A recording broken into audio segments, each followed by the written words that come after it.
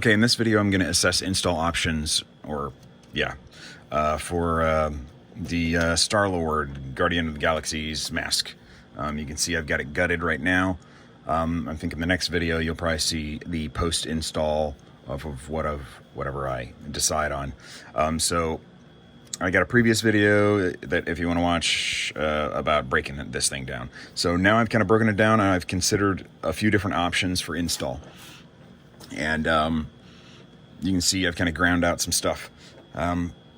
Basically, there's a layer that goes over this and over this, but what I want to install is the following. This here. So I've got an exciter. It's a 10 watt exciter, 4 ohm. An exciter basically sits against the surface and then it turns that surface into a speaker. So this makes noise by itself, but once you put it on something, it makes that thing into the speaker and makes it a lot louder. So this is the board that came from this kind of speaker, or personal amp, and super small. And then I've connected, I've got my mic, and this is the battery that comes with it. This is the mic that came with it. I broke off the headband, and I'm going to use this small MP3 player to plug in with it as well. Just a once over again on the mask. The mask does not have a voice amp in it, which is why I'm doing this.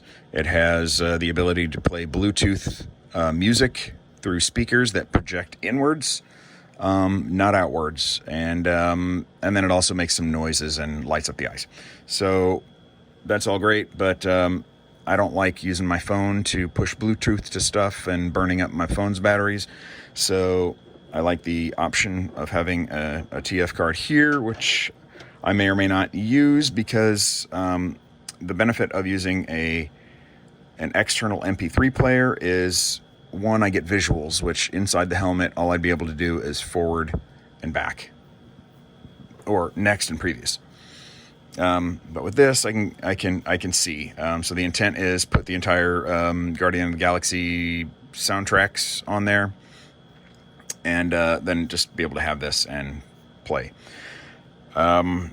You could do that through some Bluetooth device as well, but I just wanted this cheap little thing to go around with it. I busted the thing off the back so it'll be more low profile, because I want to try and figure out if I can stash it in the helmet and then just be able to pull it out conveniently. We'll see. Maybe not.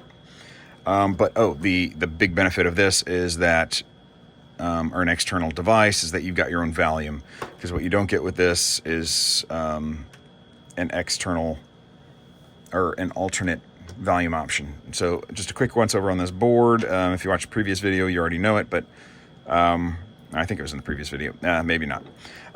Anyway, so it's got a mic in. It's got an auxiliary. Let me zoom in.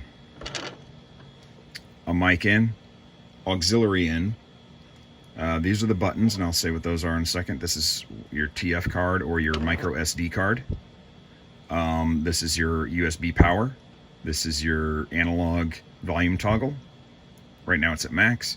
And this is your USB input. Here is the speaker out. Here is the power in. And again, I'm using a different speaker than came with the other device. The other device's speaker is okay, but it's too big and bulky, and this thing is much better. So this, just like on the box, this is the power, this is next, this is play, this is previous, and this is mode. But what it does allow is it allows you to do both simultaneously. And basically by default, when I plug in this MP3 player, it's going to default to that, and then it always allows the mic to go. So whatever's playing on here then goes, I can talk over top of it. So I can just set this to a moderate or low volume for character, ambiance, whatever, and then have this louder and more, definitely louder than the MP3 player. So where to install this? Sorry, I wasn't zoomed out. You might not have seen what I was talking about. But anyway, so how do I want to do this? I've looked at a few different options throughout this. Going on the front, it's not going to be possible. Not unless I pull this board out and move it and relocate it, or get rid of it in whole, and then I'd lose the light up eyes. I'm not really concerned about the Bluetooth audio going to me. Whatever audio I have, I will definitely hear through this exciter. But I don't want to go through all that labor. I'm trying to look for something a little less so. And also watch the previous video for the whole, previous video for the whole disassembly of this thing. It's challenging. So you see, I got some areas buffed up, and that's for this reason. Let's pull in some important piece. So mind you, this is a wraparound helmet. It's not a full helmet. So that top part, there's no dome, which means they've got straps to keep it on. So as a result, I'm limited about what I can cut out. You can see I already cut some stuff out on the left side, and then this is what it looks like by default. There's the right side. So if you can't really go up into this area when you want to do something and cut this out, because then the helmet won't stay on. So I managed to do it by cutting out a chunk on this side and then getting rid of the bottom connector and then moving that up. This is just the chin strap, so it's not a big deal. So I think that'll work out well. So basically, the options that I had were located on this side. I can't do it because, well, my ear goes here, and I don't want too much there. Or if I do, it's going to be remoted from over here because there's not enough space for all the things. Putting the speaker here is not an option because then I'd have to cut out the thing that holds the straps, and then this thing would never stay on. So that leaves everything over here. This area is wide open. I ended up cutting out a good chunk here, and I also buffed up an area here. I think these are my perspective options. Originally, I was looking at if you've got just a generic, or if you've got a regular speaker, I'd put it right here. I'd do what I did with this. Let me put this in. So I'm just going to put this one side in to show you how it's going to lay. So there's all my straps.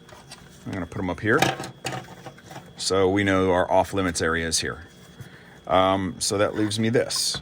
So if you had a normal speaker, you can put that bad boy right there, and it goes out these little vented holes. What it did have by default are these raised surfaces. So because this is an exciter and I was thinking about putting it there, thinking that it would benefit from that, which turns out it's better to not do that for the exciter, it would still help for a speaker probably to not have these raised surfaces. So I basically used a Dremel and scraped all that stuff off, and then I came back with a little Dremel polisher and polished the plastic a little bit. It's like a plastic polisher or something like that. Mind you, it creates a lot of microplastic particles.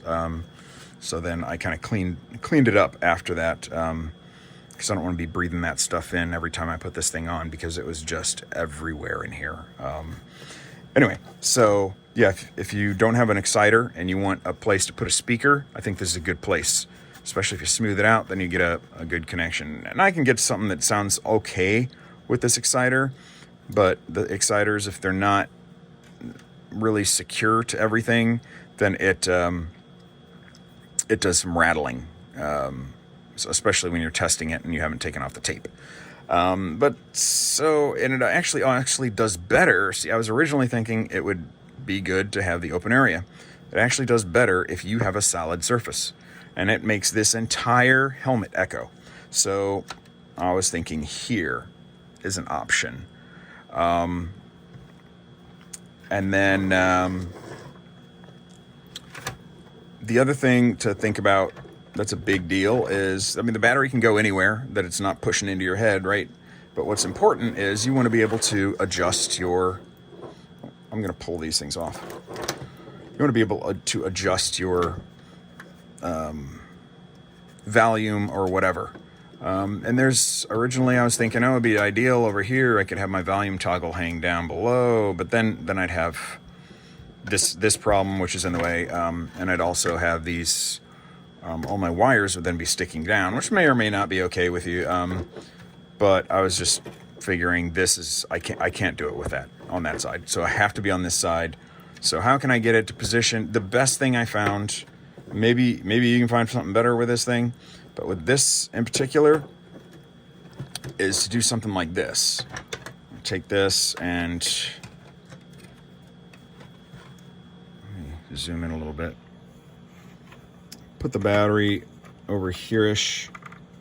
I got some poster sticky stuff on the back to just help it sit more easily temporarily, and then put this this thing like this. And you're probably thinking, oh my, well, you're hanging out. Yeah, it actually does not look that bad. It's not ideal, but here's what it would look like. It's just the USB part, and I'm okay with that.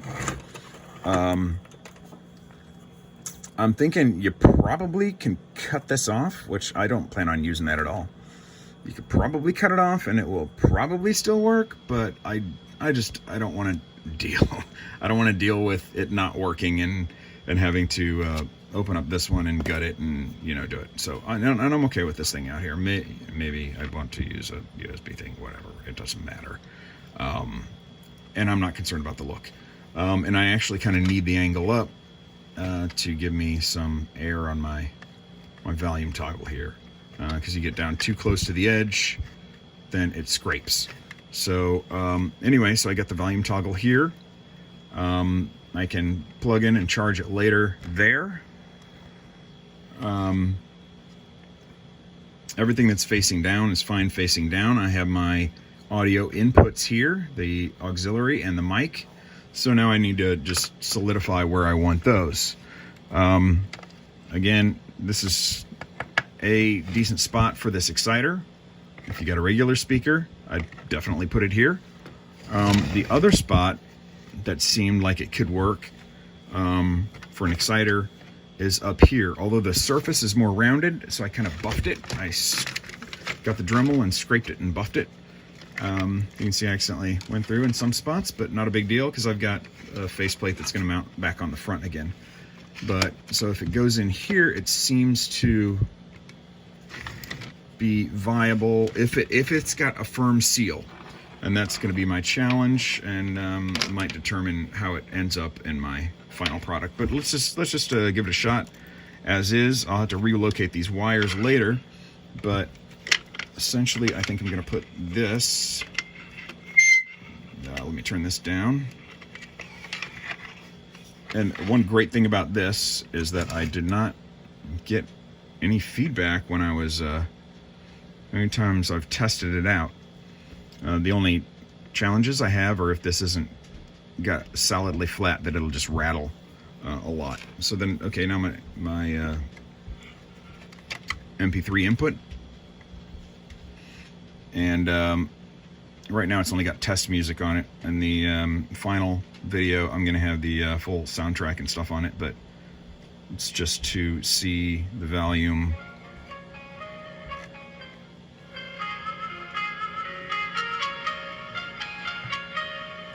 Some Asian track, I could think.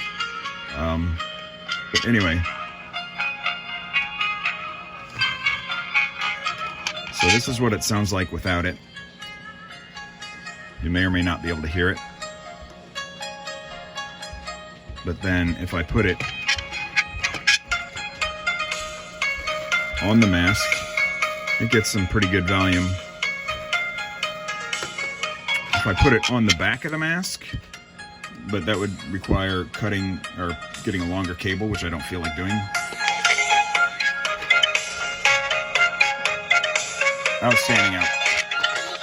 Outstanding sound output. I just don't feel like making the wire longer. And I don't think I want to have to deal with it on the back. I'd like to try and have it be perceived as coming from the front of the mask. So, this is the alternative place as well.